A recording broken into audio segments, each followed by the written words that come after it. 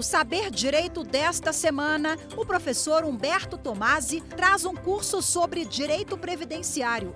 Durante as 5 aulas, ele fará uma introdução ao tema, abordará as questões relativas aos benefícios previdenciários, explicará como se dá o processo previdenciário e a revisão, além de discutir pontos da reforma da Previdência que impactam na situação atual da população brasileira. A aula 1 começa agora.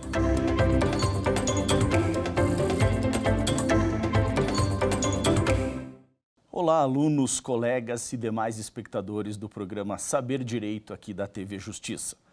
Eu sou o professor Humberto Tomasi, especialista em Direito Previdenciário, advogado militante em Curitiba há mais de 20 anos. Nestas 5 aulas programadas, eu vou te trazer um panorama geral sobre muitos aspectos do direito previdenciário. Falaremos sobre doutrina, sobre jurisprudência, sobre princípios, mas principalmente colocaremos um enfoque bastante prático para que você possa, após as aulas, após o término das aulas, aprofundar os seus estudos no ramo do direito previdenciário. Nesta primeira aula, abordaremos a contextualização e os princípios do direito previdenciário e da Seguridade Social, bem como a estrutura básica organizacional desse sistema de Seguridade Social brasileiro.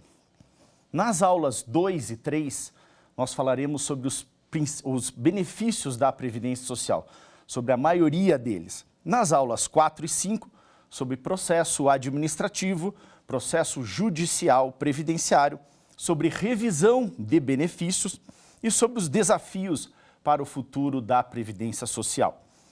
Me acompanhe nesta jornada pelo Saber Direito.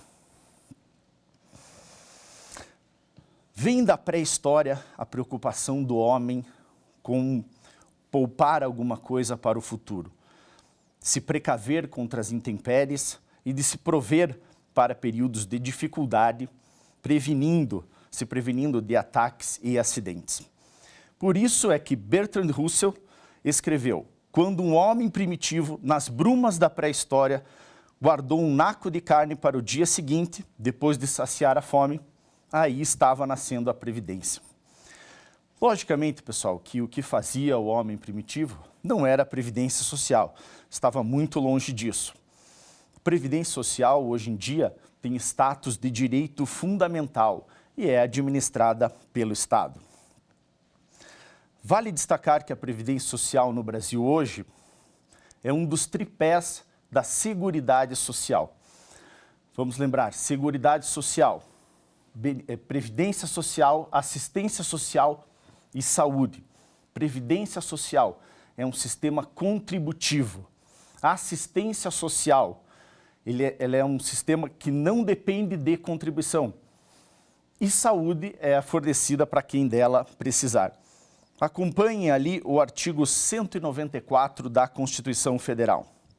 A Seguridade Social compreende um conjunto integrado de ações de iniciativa dos poderes públicos e da sociedade destinadas a assegurar os direitos relativos à saúde, à previdência e à assistência social. No mundo, adota-se como tendo sido o início da Previdência Social as leis alemãs de 1883 de Otto von Bismarck. Isto porque foi a primeira vez em que o Estado assumiu a responsabilidade pela proteção previdenciária. Lembrem que até então essa proteção em relação aos riscos sociais, a velhice, a invalidez, a morte, eram feitos pela família ou pelo núcleo mais próximo da comunidade.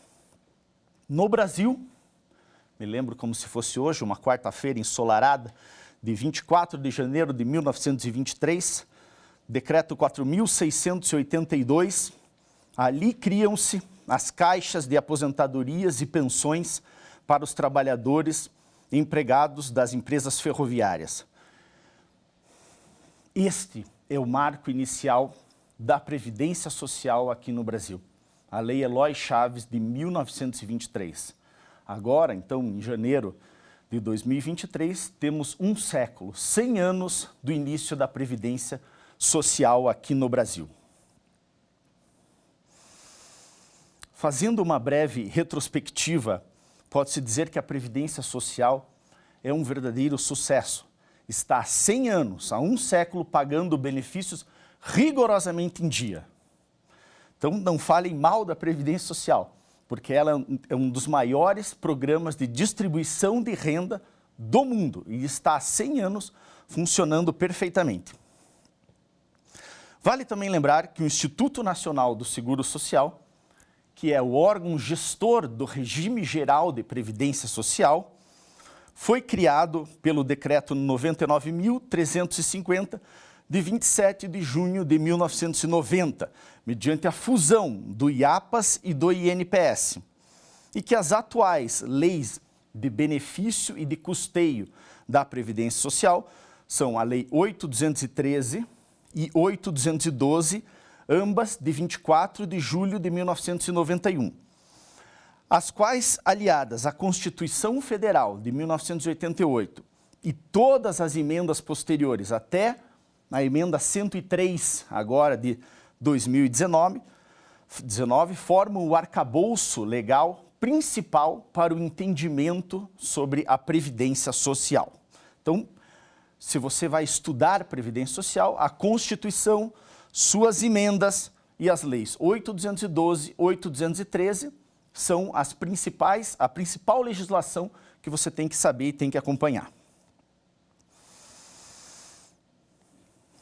Vamos trabalhar com um conceito de direito previdenciário e aqui eu quero ler para vocês, pedir a licença para ler para vocês os conceitos trazidos pelo juiz federal José Antônio Savary, um dos maiores doutrinadores que temos na área do direito previdenciário hoje em dia.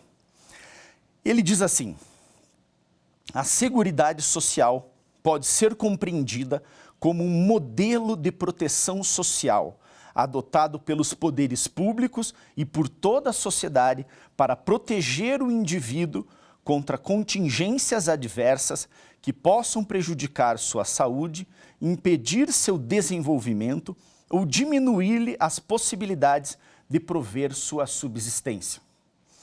De outro ângulo, a Seguridade Social consiste em uma técnica de proteção de que se valem os poderes públicos para a consecução dos objetivos republicanos fundamentais, tais como a construção de uma sociedade justa, livre e solidária, erradicação da pobreza, promoção da dignidade da pessoa humana e redução das desigualdades sociais. Será que isso é importante ou não, pessoal? Vamos tratar sobre princípios previdenciários. Eu gosto de falar sobre os princípios logo no início, porque vocês precisam entender que com os princípios, com o conhecimento dos princípios, vocês vão resolver muitas questões práticas. Lógico que é importante entender e saber sobre as regras, os requisitos para a concessão de cada benefício previdenciário. Porém, se você não souber princípios, você não vai conseguir resolver qualquer questão que fuja um pouquinho da normalidade. E nós temos inúmeras questões no dia a dia, principalmente da advocacia, que fogem do comum, que fogem do tradicional. E como você vai resolver esses problemas?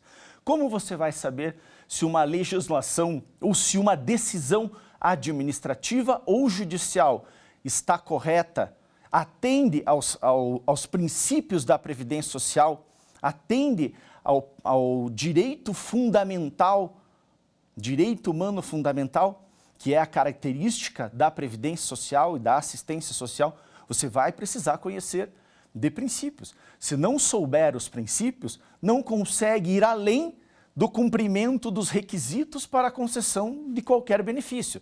Então preste atenção nisso, não relegue a um segundo plano o estudo dos princípios da Seguridade Social e do direito previdenciário.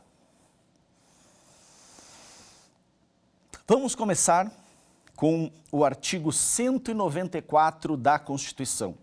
Lá vocês vão encontrar diversos princípios muito importantes para a Seguridade Social.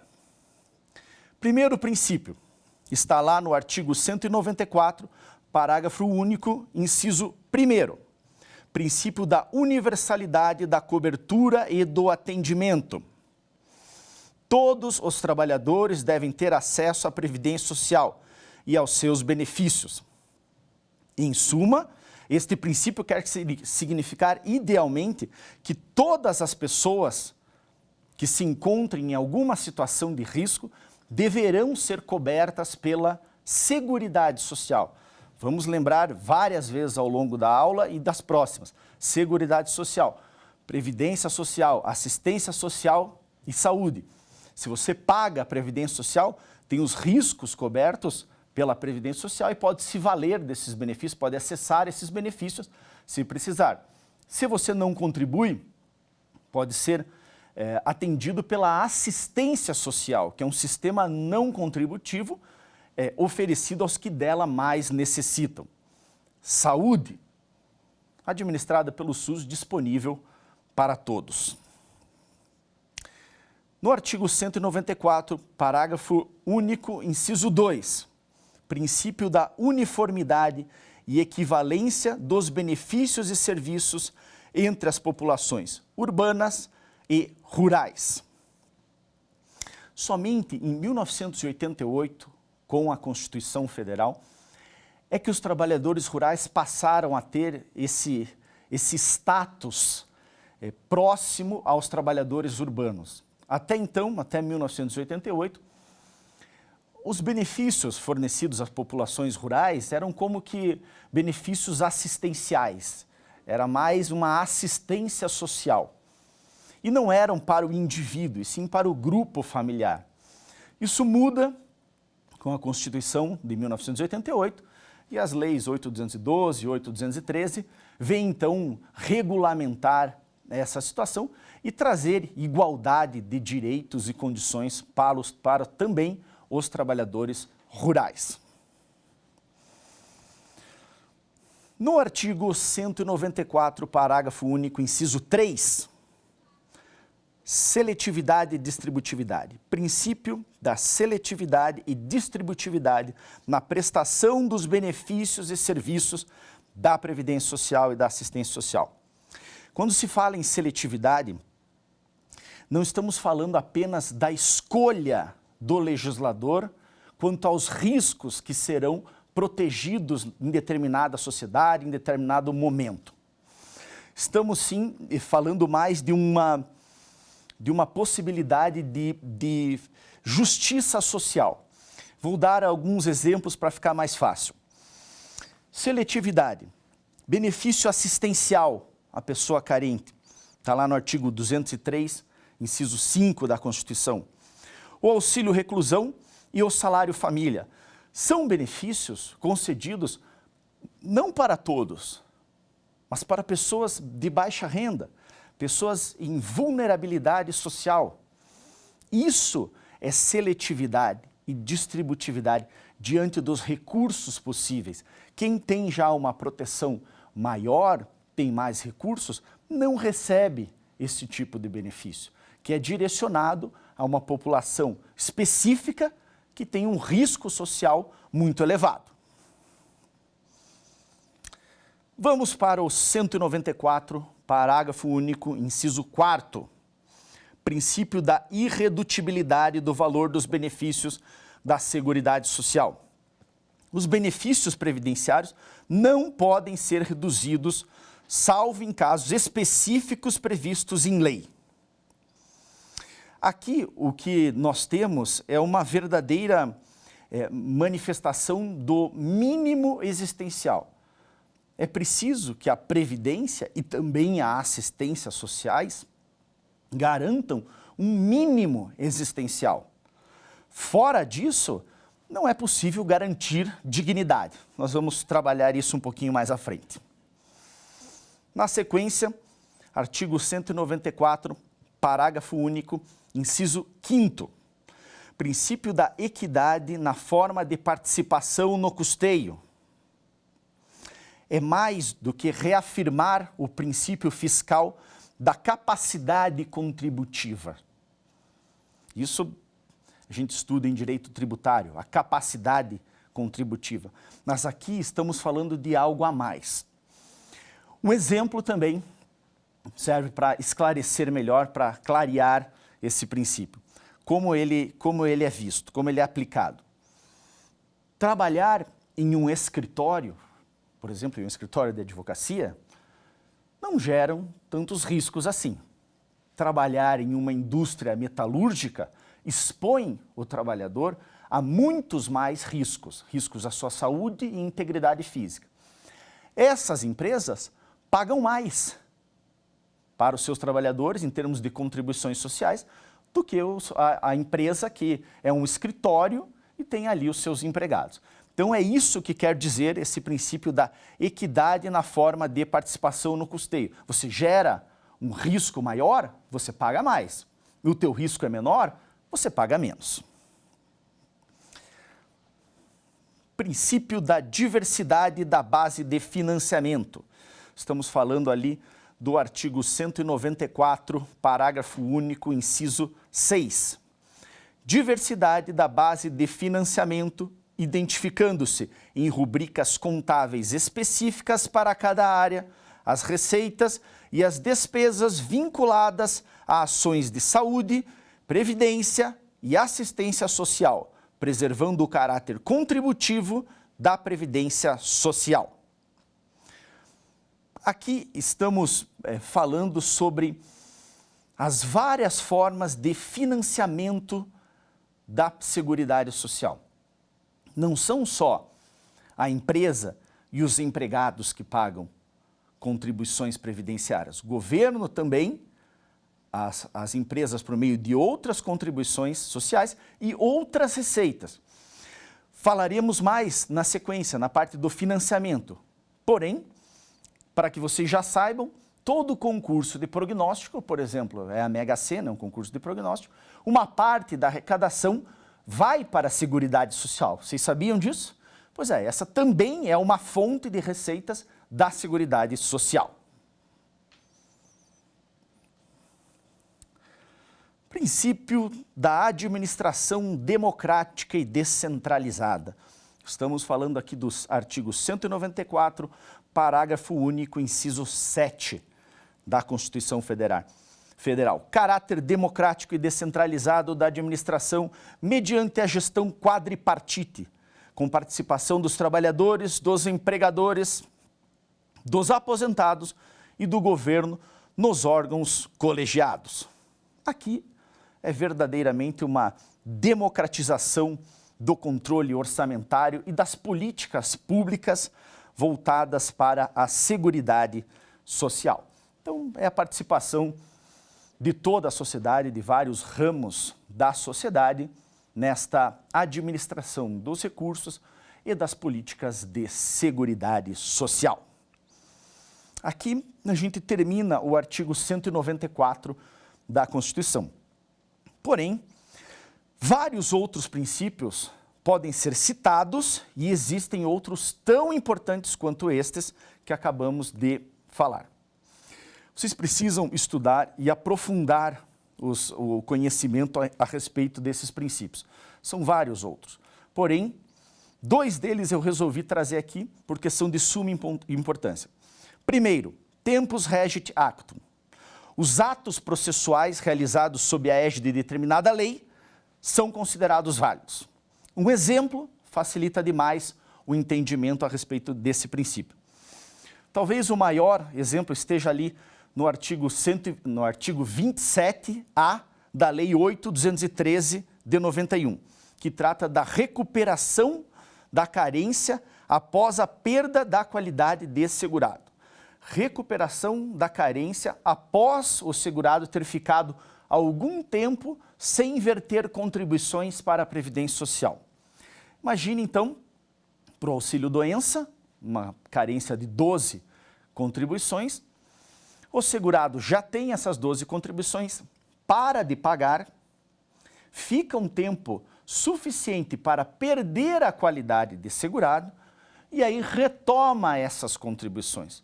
Quando retoma essas contribuições, não é preciso pagar 12 meses, 12 novas contribuições para ter cumprida a carência novamente.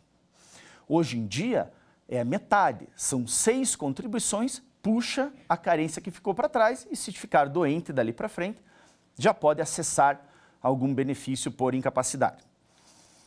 Porém, nem sempre foi assim.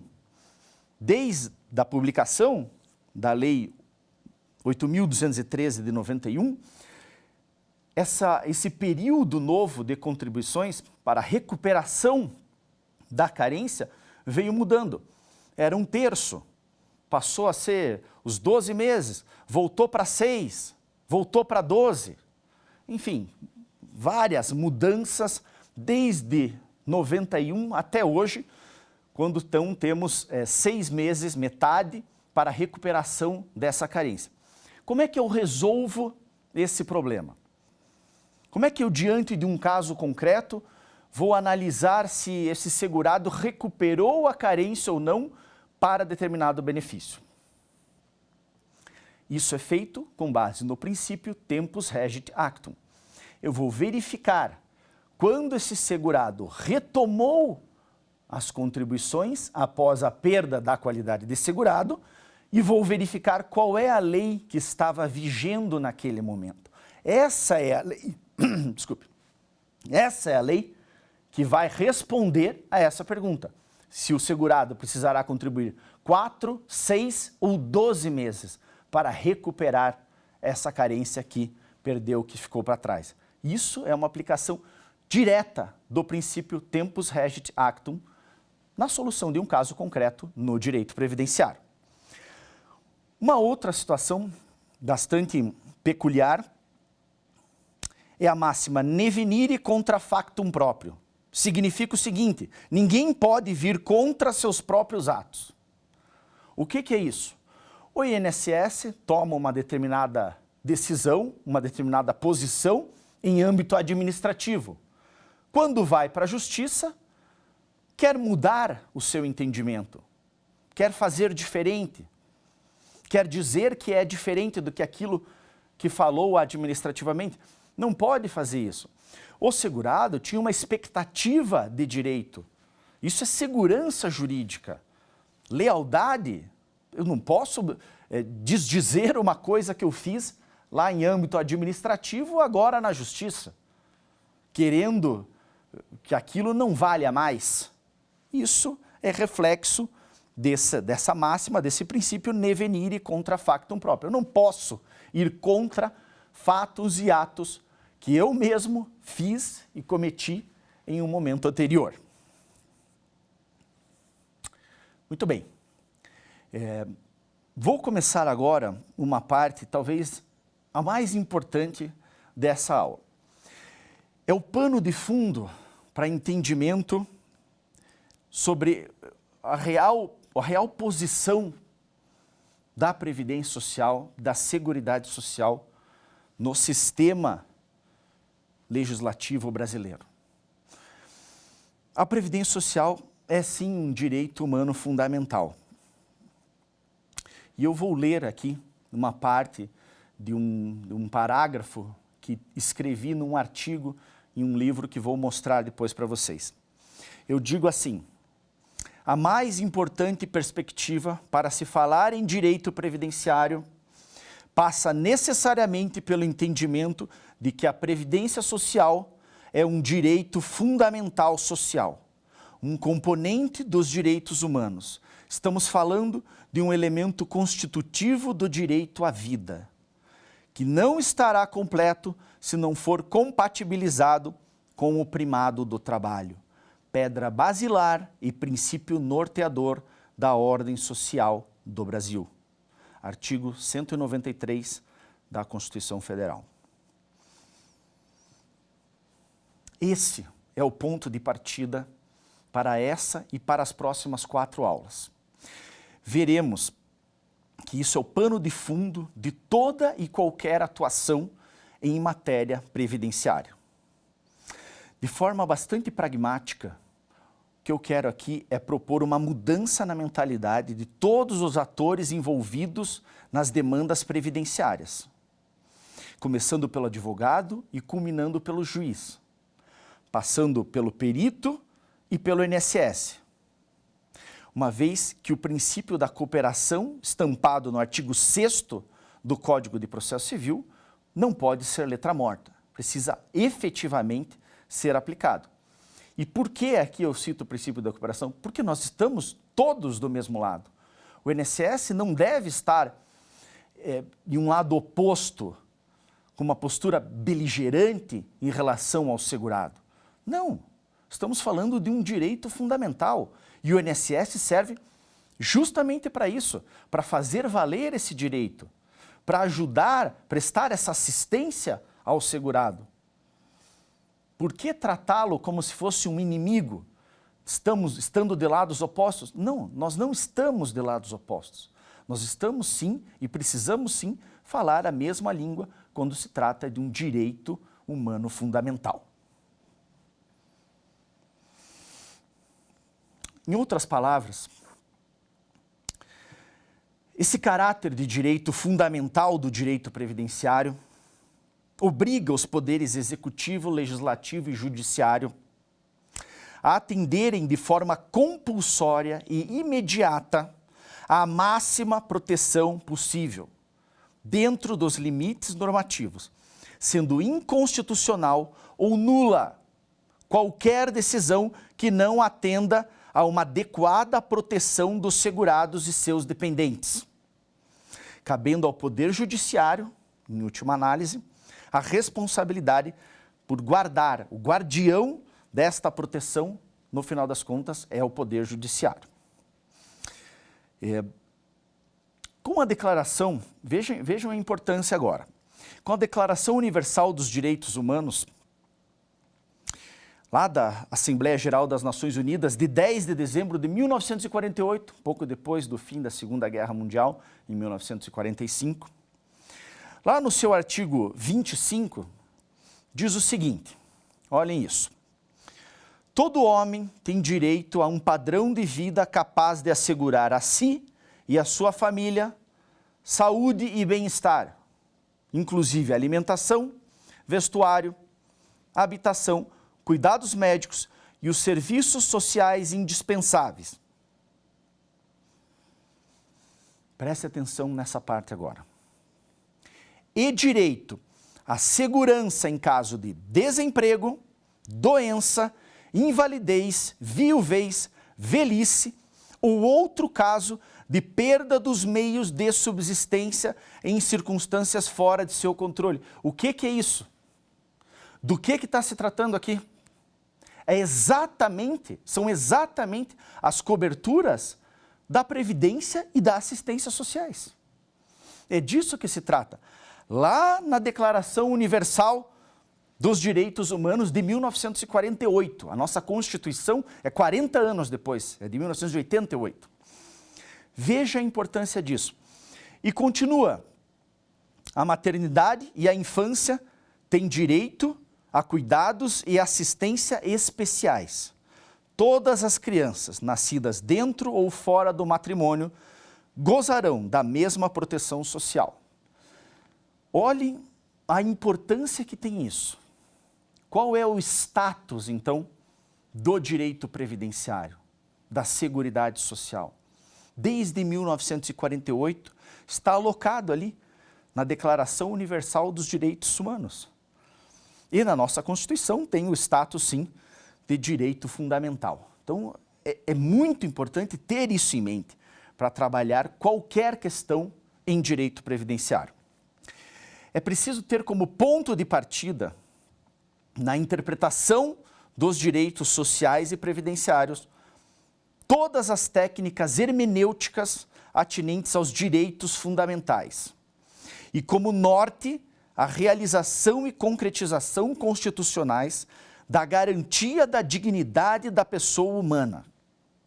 É assim que devemos tratar o direito previdenciário. Mas o que exatamente isso significa? Eu sei que o conteúdo é denso, né? A carga axiológica desses conceitos é muito grande, mas o que... Vamos tentar tratar disso na prática. Como é que isso pode ser resolvido? A resposta a gente vai encontrar no núcleo fundamental da Constituição, no seu cerne, na sua essência, na sua razão de ser, traduzida na observância inafastável do princípio da dignidade da pessoa humana. Por princípio da dignidade da pessoa humana, entenda-se o espaço de integridade moral a ser assegurado a todas as pessoas por sua só existência no mundo. É um respeito à criação, independente da crença que se professe quanto à sua origem. A dignidade relaciona-se tanto com a liberdade e valores do espírito, como com as condições materiais mínimas de subsistência. Condições materiais mínimas de subsistência. O que é isso? O núcleo elementar, então, é composto do mínimo existencial. Dignidade da pessoa humana. É preciso entender como um mínimo existencial. Essa locução identifica um conjunto de bens e utilidades básicas para a subsistência física e indispensáveis ao desfrute da própria liberdade. Aquém daquele patamar, ainda quando haja sobrevivência, não há dignidade. Isso é muito importante, vamos rever. Dignidade da pessoa humana. É preciso um mínimo existencial. Se não houver esse mínimo existencial, aquém desse patamar, ainda que haja sobrevivência, não há dignidade. E quantas pessoas, não só no Brasil, no mundo, somente sobrevivem, sem dignidade. Sem R$10 no bolso, não há liberdade para nada, nem liberdade de ir e vir. Vai para onde sem R$10 no bolso? Não tem o que fazer. Isso é o mínimo. O elenco, então, de prestações que compõem o mínimo existencial comporta, lógico, variações, dependendo do país e da visão que se adote, mas há um certo consenso de que esse mínimo existencial precisa incluir renda mínima, saúde básica e educação fundamental. Se o homem tiver isso, ele pode se dizer digno, ele pode se dizer livre, se tiver uma renda mínima, uma saúde básica e uma educação fundamental. Não adianta ter uma renda mínima se eu não tiver saúde, eu não consigo gozar das minhas liberdades. Não adianta ter uma renda mínima, ter saúde, mas não ter educação, não saber ler e escrever. Como a pessoa pode ser livre desse jeito? Eu até tenho algum recurso para comer, eu tenho saúde, mas eu não sei nada. Eu não conheço nada, eu não sei nem ler e escrever. Aonde está a liberdade e dignidade nessa condição? O objetivo maior, então, da Constituição é garantir essa dignidade. E o direito previdenciário está aí para fazer esse papel. A seguridade social que abarca previdência, assistência e saúde existe na nossa Constituição justamente para garantir esse mínimo existencial. Dignidade da pessoa humana, núcleo duro da Constituição Federal de 1988. Nesse contexto, além de uma mudança de postura dos poderes executivo, legislativo e judiciário, o governo deveria fazer um esforço tremendo, gigante, na busca de inclusão previdenciária, de um número cada vez maior de brasileiros, trazer essas pessoas para o seio da Previdência Social. O que não acontece. O sucesso na inclusão previdenciária trará para o país maior arrecadação previdenciária, mas permitirá também a construção de uma sociedade justa, com menor desigualdade, garantindo assim a dignidade da pessoa humana, cumprindo assim o objetivo maior da Constituição, que é garantir dignidade para todos os brasileiros. Muito pesado, né? Muito forte isso. Mas isso é o mais importante. Isso é o mais importante que temos para falar em termos de previdência e assistência social, saúde e seguridade social. Quero tratar agora com vocês sobre a estrutura dessa previdência no Brasil. Como a previdência social se estrutura no Brasil? De forma bastante rápida e básica, nós temos o INSS como órgão gestor do regime geral de previdência social, destinado, então, à iniciativa privada, ou aquelas pessoas que não têm vínculo nem com o serviço público e nem com a iniciativa privada. Por exemplo, dona de casa, estudante, estagiário, a pessoa que não está trabalhando, podem ser segurados da Previdência, devem ser segurados da Previdência Social. Se filiam, então, ao regime geral de Previdência Social na condição de segurados facultativos.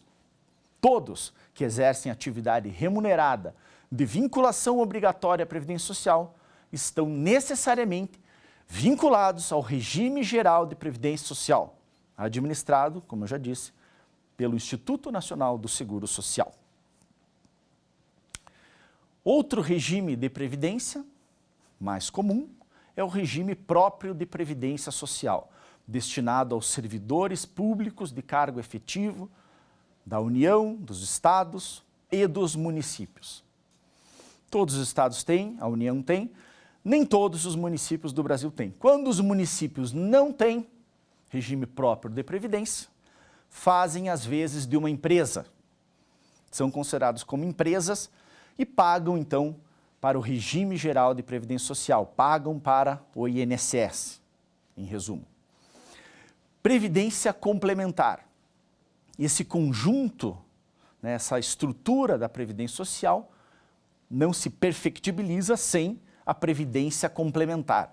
Hoje, é obrigatória para quem se filia ao regime próprio de previdência, porque aí já estamos limitados ao teto da Previdência Social. Então, obrigatório não, mas se quiser mais, vai ter que pagar uma previdência complementar. E a previdência complementar, ela é extremamente recomendada para todas as pessoas. Essa é a estrutura básica da Previdência Social em nosso país.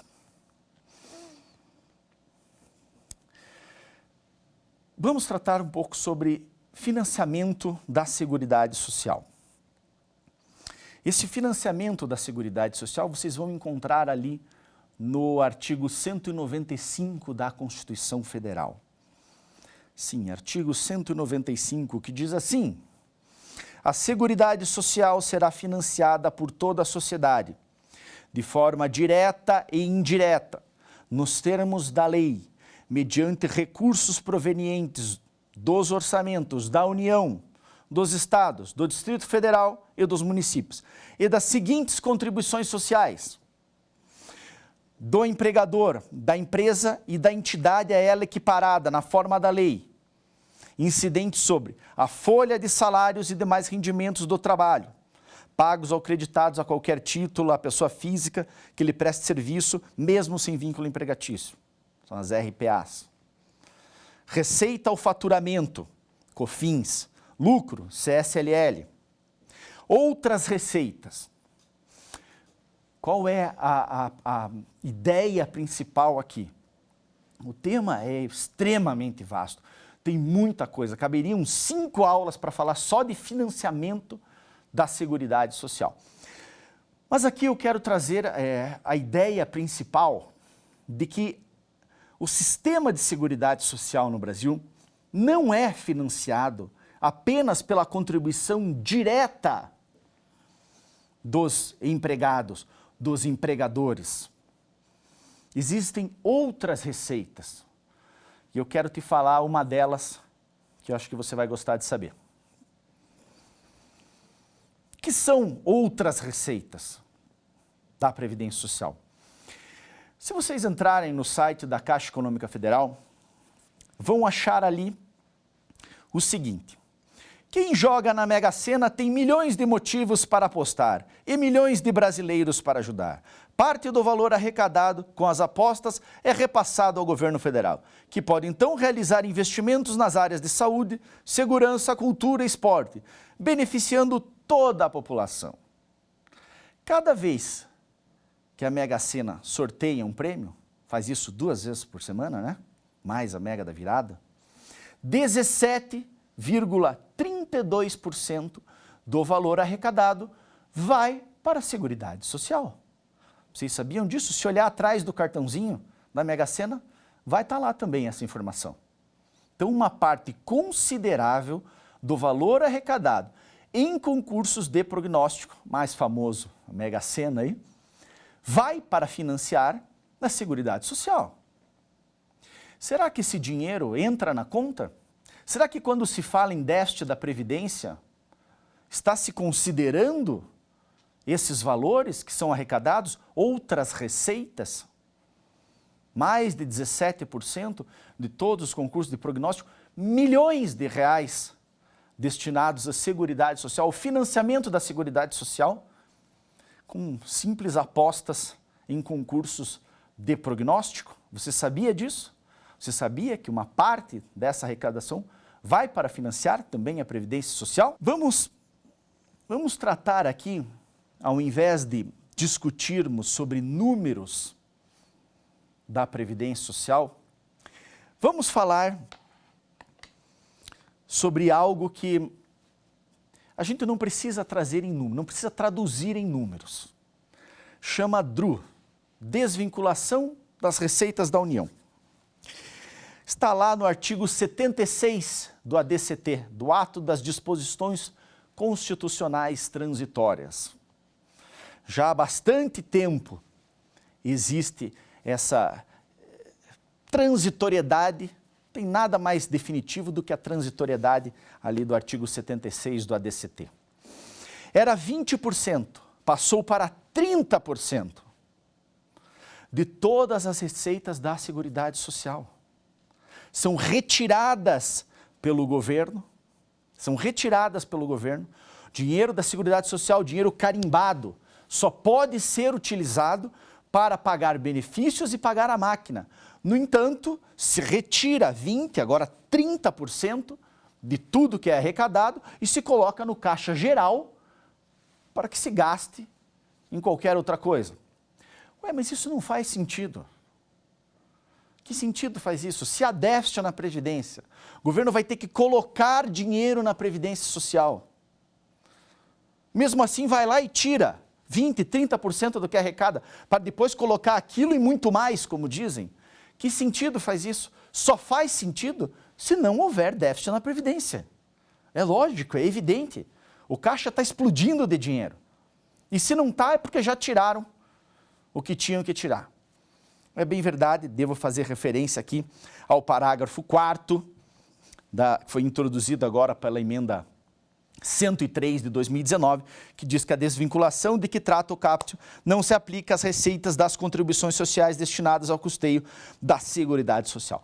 Mas isso demorou bastante tempo com essa retirada de recursos da Previdência Social. Vamos para o nosso quiz, pessoal?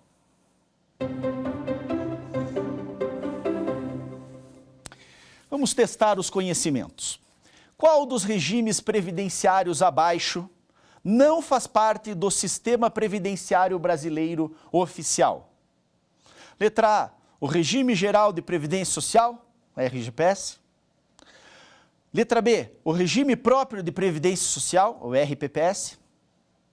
Letra C, o Regime Privado de Previdência Social, também RPPS, por coincidência. Letra D, Previdência Complementar.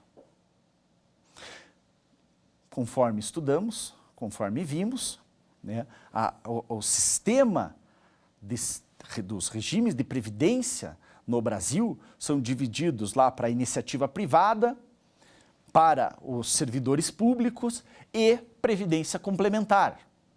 Então, as pessoas que são da iniciativa privada se vinculam ao regime geral de previdência social.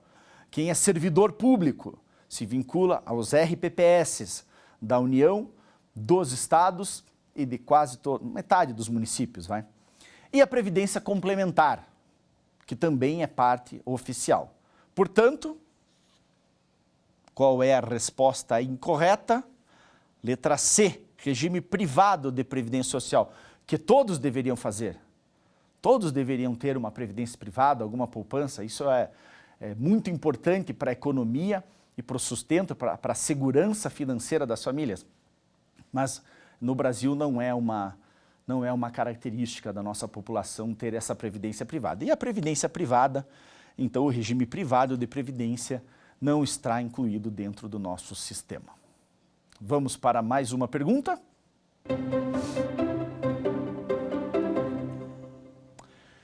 Qual dos benefícios abaixo não faz parte da Previdência Social?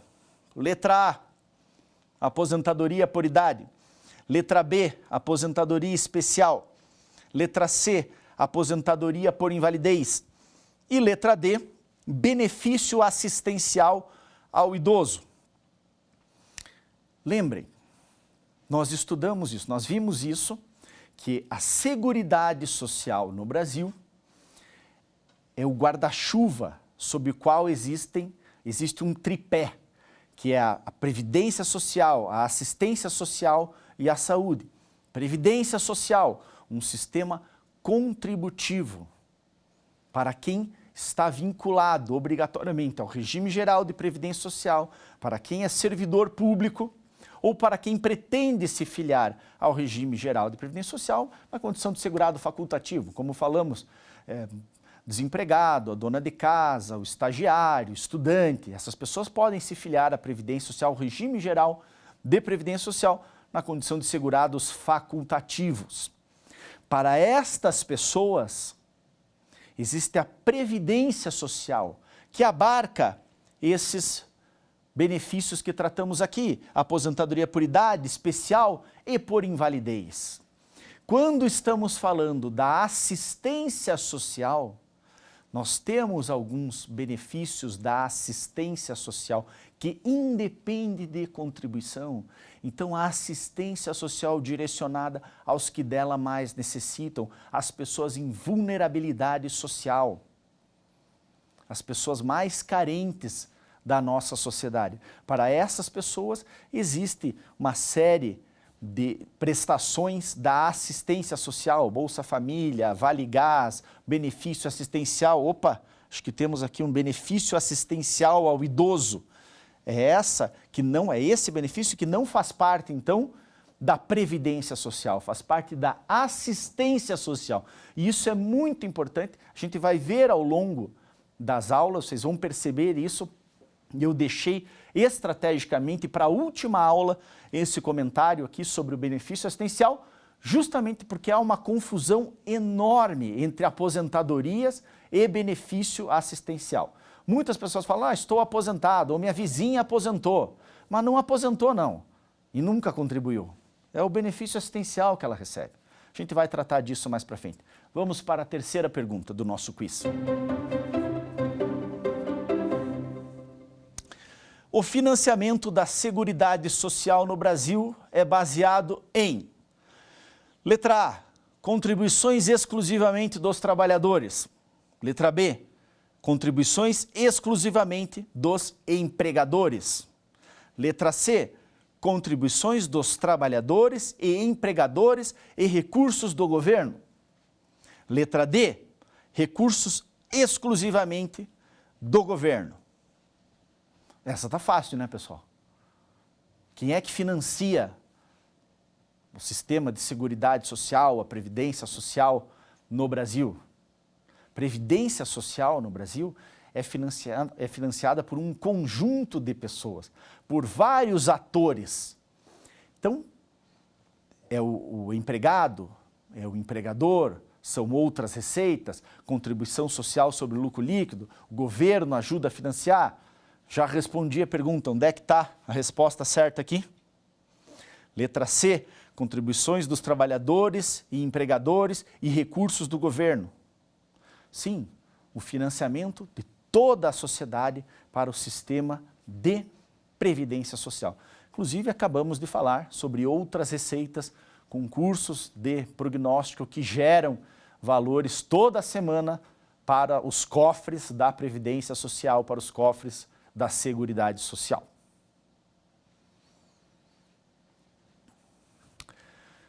Chegamos ao final desta primeira aula. Nós vimos princípios, vimos a localização da Previdência Social como um direito humano fundamental. Isso você não pode esquecer. Isso é o principal da aula, grave isso, tenha isso em mente. Vimos também a divisão do sistema de previdência no Brasil, regime geral, regime próprio, previdência complementar, e vimos também alguma coisa sobre o financiamento da Seguridade Social no Brasil. Espero vocês para as próximas aulas. Nas aulas 2 e 3, trataremos sobre benefícios da Previdência Social. Falarei sobre os principais benefícios da Previdência Social. Nas aulas 4 e 5, vamos tratar de processo administrativo, processo judicial previdenciário e de várias questões pertinentes ao futuro da Previdência Social. Além, lógico, de falarmos sobre revisões de benefícios, revisão de benefício previdenciário e do grande tema nesse aspecto que é a revisão da vida toda. Quer dar alguma sugestão de tema para os cursos do Saber Direito? Então mande um e-mail para a gente, saberdireito@stf.jus.br. Você também pode estudar pela internet. Acesse o nosso site radioetvjustiça.jus.br ou pode rever as aulas no canal do YouTube, @Rádio e TV Justiça.